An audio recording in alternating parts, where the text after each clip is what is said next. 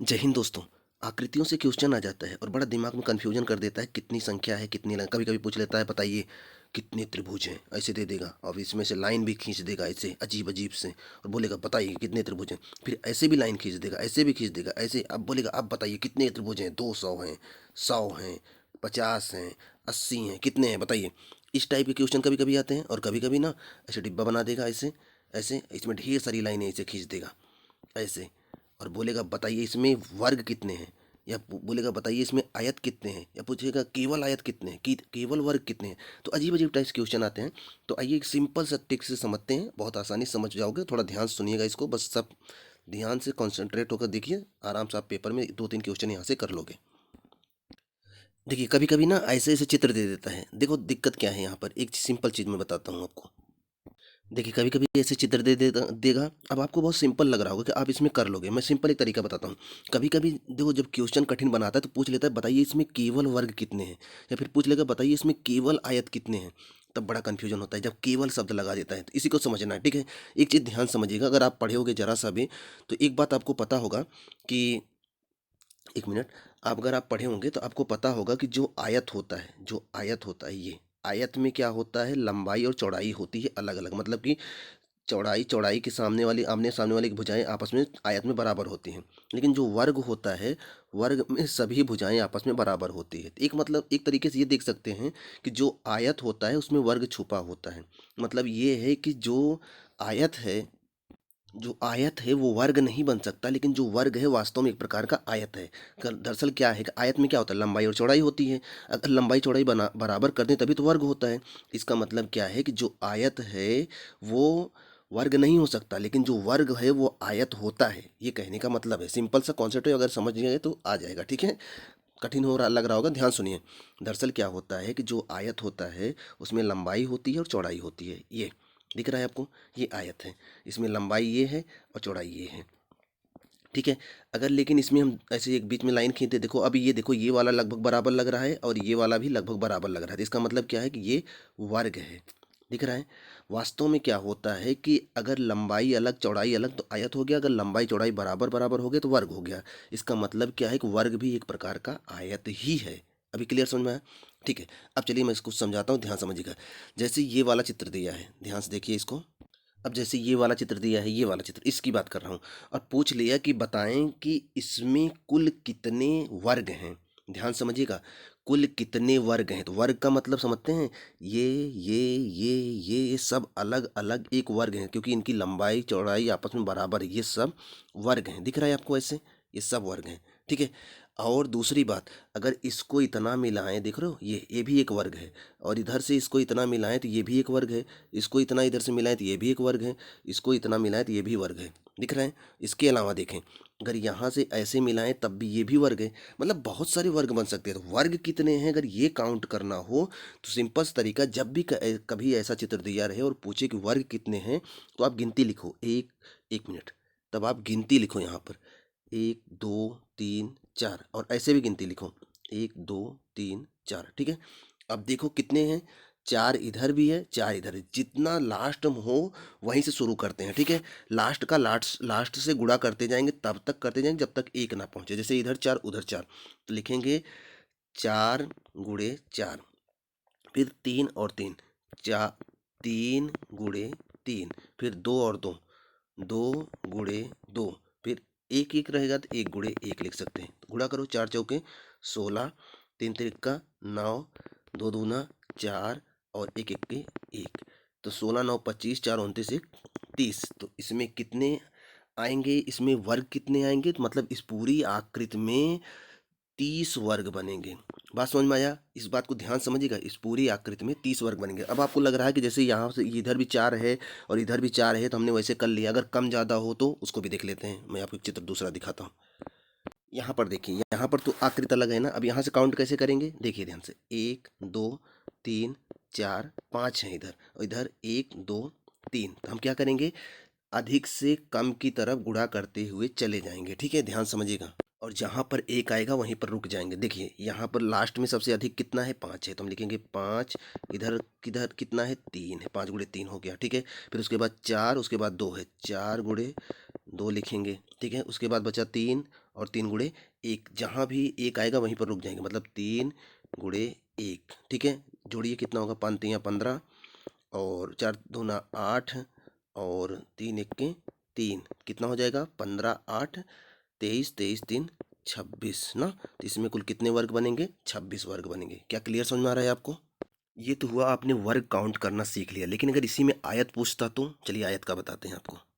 जैसे मान लीजिए यही चित्र है और इस चित्र में पूछता बताइए इस चित्र में कितने आयत हैं। हमने वर्ग अलग निकाला था, हम आयत निकालना चल रहे हैं। आयत में क्या होता है, लंबाई अलग होती है चौड़ाई अलग होती है, मतलब जैसे ये, ठीक है, ये आयत है। और वर्ग क्या होता था, लंबाई चौड़ाई सब बराबर होता था, ठीक है। तो वर्ग हमने निकालना सीख लिया था। अब आयत कैसे निकालते हैं इसको देखते हैं। आयत के लिए क्या करेंगे, 1 2 3 4 ऐसे काउंट कर लेंगे। इधर भी 1 2 3 4 ऐसे काउंट कर लेंगे। फिर क्या करेंगे, किनारे संख्या जोड़ के आपस में गुणा करेंगे, मतलब कि 4 को 3 में जोड़ेंगे, 4 3 7, 7 को 2 में जोड़ेंगे, 7 2 9, 9 को 1 में जोड़ेंगे, 10 आएगा, ठीक है। 10 गुणे इधर से जोड़िए, 4 3 7, 7 2 9, 9 1 10, 10 बराबर कुल कितना हो जाएगा, 10 दहमा 100 हो जाएगा, ठीक है। देखिए आपने काउंट कर लिया कि इसमें कितने आयत बनेंगे, तो आयत इसमें बनेंगे कुल कितने, कुल आयत बनेंगे 100, ठीक है। अगर इसी में जैसे कि मैंने बताया कि इसमें अगर आपको आयत निकालना है तो 1 2 3 4, 3 4 इधर काउंट कर लिए, इधर काउंट कर लिए, उनको जोड़ लिए, जोड़ के गुणा कर दिए, आयत कुल आयत की संख्या आ जाती है। लेकिन उस आयत में वर्ग भी काउंट किए गए हैं, ठीक है, ध्यान रखना। मतलब कि वर्ग क्या होता है, एक प्रकार से आयत होता है, जिसका मतलब वर्ग और आयत मिलाकर 100 हो रहे हैं यहाँ पर, ठीक है। लेकिन अगर केवल वर्ग निकालना हो, केवल वर्ग निकालना हो तो क्या किए थे हम, याद है आपको? केवल वर्ग निकालना होगा तो क्या करेंगे, याद है? इसका इसका इसका इसका इसका इसका जो शुरू में बताए थे उसको निकालेंगे। कितना आया था, वो आया था 30, अगर आपको याद हो वो 30 आया था। और अगर जैसे पूरा आयत निकालेंगे 100 आएगा, ठीक है। तो आयत, इस पूरे आयत में वर्ग भी आयत के रूप में शामिल है, और केवल वर्ग की बात करेंगे 30 होगा, और कुल आयत की बात करेंगे 100 होगा। तो केवल आयत की बात करेंगे तो क्या करेंगे, 100 में से 30 घटा देंगे, तो केवल आयत अगर निकालेंगे तो 70 आएगा। क्या बात समझ में आ रही है? आ रही होगी। ध्यान से फिर से वीडियो थोड़ा पाउच रिवर्स करके समझिएगा, समझ में आ जाएगा। क्योंकि जो दरअसल जो आयत होता है, जो वर्ग होता है, वो भी एक प्रकार का आयत होता है। इसलिए जब कुल आयत निकालते हैं 100 आता है, और केवल जब आप वर्ग निकालेंगे 30 आएगा। तो केवल आयत निकालेंगे जब, तो आएगा कितना, 100 में से 30 घटा देंगे 70। इसका मतलब केवल आयत अगर इसमें निकालेंगे तो 70 आएगा, ठीक है। केवल आयत का मतलब ऐसे ऐसे, ये देखो, ये आयत हुआ, ये आयत हुआ, ये आयत हुआ, ठीक है, दिख रहा है आपको? ये आयत हुआ, ये आयत हुआ। तो आयत में लंबाई चौड़ाई अलग अलग होती है, लेकिन वर्ग और आयत शामिल करेंगे, दोनों को मिलाकर देखेंगे 100 है, और केवल वर्ग निकालेंगे 30 है। अब हमें केवल आयत निकालना है, तो कुल में से अगर हम वर्ग वाला हिस्सा घटा देंगे तो केवल 70 बचेगा, वो केवल आयत है। ऐसा है, काउंट कर लेंगे। यहाँ एक छोटा सा क्वेश्चन है, मैं थोड़ा हेल्प कर, इसको आप करके दिखाइएगा। ये जो बगल में ये वाला क्वेश्चन है, इसको आप हेल्प करके, इसको आप करके दिखाइएगा। मैं थोड़ा हेल्प कर दे रहा हूँ, नहीं तो आप सोचोगे नहीं लगा पाऊँ। देखो, इसमें एक बड़ा आयत है, दिख रहा है ये वाला, एक बड़ा आयत है, और इसमें एक बीच में लाइन है। तो वैसे जैसे ये छोटे छोटे आयत में लाइन बना के निकाला गया था, इसको निकाल लीजिएगा, उसको अलग कर लीजिएगा। फिर एक देखो, ये किसमें एक आयत अंदर भी है ये, और इस आयत में एक अंदर से लाइन है ये वाली, इसको निकाल लीजिएगा, दोनों जोड़ लीजिएगा, बताइए कितना आंसर आएगा। कमेंट बॉक्स में आप आंसर बताइएगा कि इसमें कुल कितने वर्ग हैं, कुल कितने आयत हैं, केवल आयत कितने हैं, ठीक है। इसको आंसर आपको देना है, मैंने जैसे इसको समझाया सेम ऐसे आएगा, ठीक है। थोड़ा कम अपना कॉमन सेंस लगाइए, इसको हल करिए, ठीक है। एक और बताता हूँ, त्रिभुजों की संख्या कैसे ज्ञात करते हैं। अब त्रिभुजों की संख्या ज्ञात करने के लिए कभी कभी क्वेश्चन आ जाता है, और इस टाइप का दे देता है, पूछेगा बोलो इसमें कितने त्रिभुज हैं। तो आप क्या करो, सिंपल सा है, सबको काउंट कर लो, 1 2 3 4 5, ठीक है। अब 5 हुआ ना, आप एक काम करो, बगल में लिखो 1 + 2 + 3 + 4 + 5, ठीक है। अब इन सबको जोड़ो, 5 4 9, 3 12, 2 14, 1 15। इसका मतलब कुल कितने त्रिभुज बनेंगे इसमें, 15 त्रिभुज बनेंगे। सिंपल है, आप ऐसे देखो, लिख लो, और इसके बाद इनको काउंट कर लो। एकदम से सिंपल सा हिस्सा है, ठीक है। अब दूसरा दूसरा समझिएगा, इसी में दूसरा समझिएगा, बहुत सिंपल है, उसको भी समझिए ध्यान से। कभी कभी सवाल थोड़ा सा और कठिन बना देता है, जैसे ऐसे दे दिया, उसके बाद इसमें क्या किया कि बिल्डिंग बना दिया, मतलब तल बना दिया, ये बीच बीच में एक लाइन और खींच दिया। अब बोला कि अब बताइए कितने त्रिभुज बने, क्योंकि एक त्रिभुज तो यहीं से बन जाएगा, ये देखिए ऐसे, ठीक है। उसके बाद यहाँ से भी बनेगा, यहाँ से लाइन से भी, और एक त्रिभुज यहाँ नीचे से भी बनेगा। इसका मतलब जो डॉट्स बीच में डाले गए हैं, इससे त्रिभुजों की संख्या बढ़ गई है। कितनी होगी, अब देखिए क्या करेंगे, नियम वही है, आप इनको लिखो। देखो 1 2 3 4 5 है, तो लिखो 1 + 2 + 3 + 4 + 5 हो गया। जोड़ो सबको, 5 4 9 3 12, 2 14, 1 15, कितना आ रहा है, 15। अब 15 तो आ रहा है, लेकिन ध्यान रखना इसमें केवल 15 से काम नहीं चलेगा, क्योंकि ये 15 इस नीचे वाले से बनेगा, उसके बाद जहाँ से डॉट लाइन बनी इसके ऊपर भी 15 बनेगा, जहाँ से ये वाली डॉट लाइन बनी इसके ऊपर भी 15 बनेगा। इसका मतलब आप ये देखेंगे कि कितने खाने बन रहे हैं, उतने से उसमें गुणा कर दो। एक खाना ये बन रहा है, एक खाना ये बन रहा है, एक खाना मतलब 3 खाने बन रहे हैं, तो आप इसमें 3 से गुणा कर दो। इसका मतलब कुल कितने त्रिभुज बन जाएंगे? 15 तिया 45। क्लियर समझ में आ रहा है? तो अगर कभी इस टाइप के सवाल आए तो आप इनको वैसे जोड़ के फिर 3 से गुणा कर देंगे, आराम से पता चल जाएगा कुल कितने त्रिभुज हैं। कभी कभी आकृति ऐसा दे देता है और पूछते बताओ कितने त्रिभुज हैं, तो क्या करेंगे? 1 2 3 4, 4 हो गया। और देखते हैं कहाँ कहाँ बंद है। यहाँ बंद है, देखो 1 2। और कहाँ बंद है?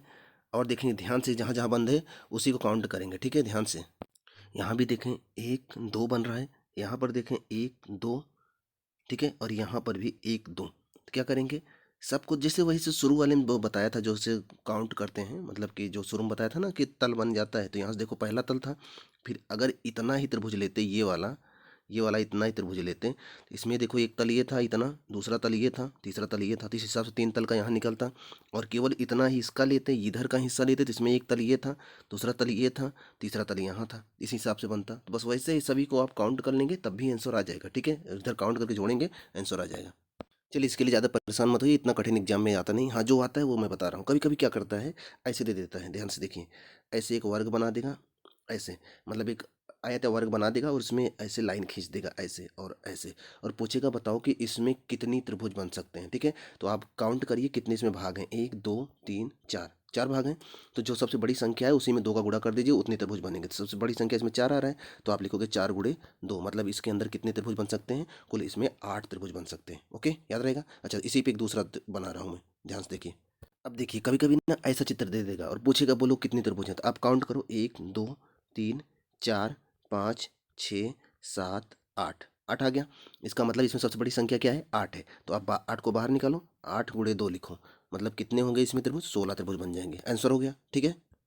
ध्यान से देखिए कभी कभी ना इस टाइप का चित्र दे देता है, तो सबसे पहले आप बड़े वाले वर्ग के जो कटिंग हुआ है उसी से संख्या काउंट करिए, 1 2 3 4 5 6 7 8, 8 हैं। तो इसका मतलब कि त्रिभुज कितने बनेंगे? 8 गुणे 2 करो, कितना आएगा? 16 आएगा, ठीक है? अब बड़े वाले अगर आयत से वर्ग से 16 आ रहा है, तो इसका मतलब अंदर वाला भी तो वही रेखा है, उसको भी तो काट रहे हैं, इसका मतलब अंदर भी 8 बनेंगे। और 8 गुणे 2 करोगे तो यहाँ भी 16 हो गया, तो इसका मतलब कुल कितने इसमें त्रिभुज बनेंगे? 32 बन जाएंगे। 16 16 जोड़ दो, 32 हो जाएगा। क्या समझ में आ रहा है? समझ में आ रहा होगा आपको। कभी कभी ऐसे दो मिला के दे देता है, तो क्या करेंगे? वैसे फिर से काउंट करेंगे, 1 2 3 4, इसमें काउंट करो, 1 2 3 4। इसका मतलब क्या है? 4 इसमें, तो 4 का दूना करेंगे, 8 इसमें त्रिभुज बन जाएंगे, और 8 इसमें त्रिभुज बन जाएंगे। कितने हो जाएंगे?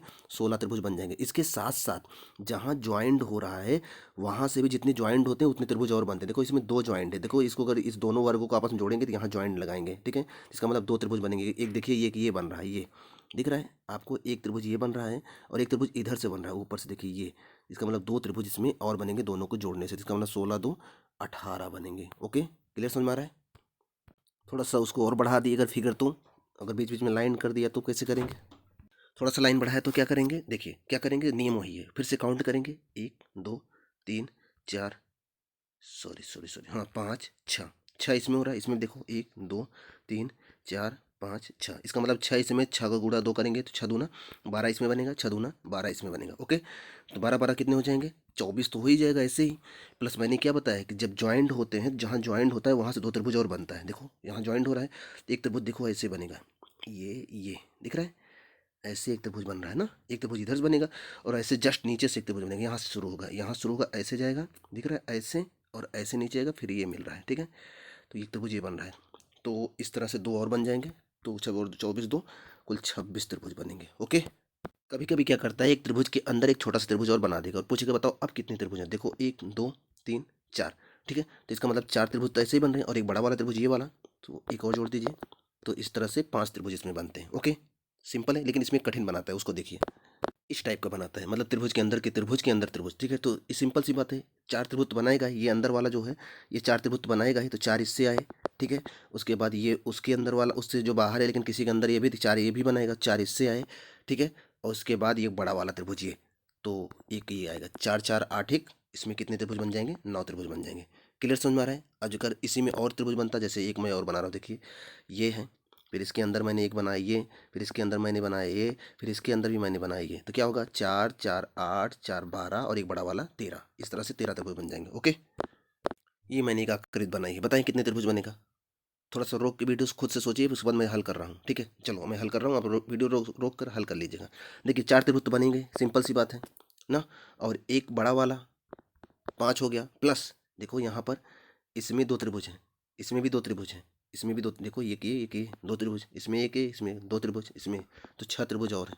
तो 6 4 10 1 11 त्रिभुज इसमें बनेंगे। ओके, ये आकृतियाँ देख रहे हैं, इन आकृतियों में तो सबकी गणना तो आराम से आप कर लोगे, जितना नियम बताएं आराम से हो जाएगा। ठीक है, इसमें एक को नहीं बताएं, ये वाला। ठीक है, इसको बताते हैं। ध्यान दीजिए, जब कभी भी ऐसा चित्र दिया रहे, थोड़ा कठिन माना जाता है इस टाइप का चित्र, थोड़ा सवाल। ठीक है, इसका एक ट्रिक बता रहा हूँ, ध्यान सुनिएगा।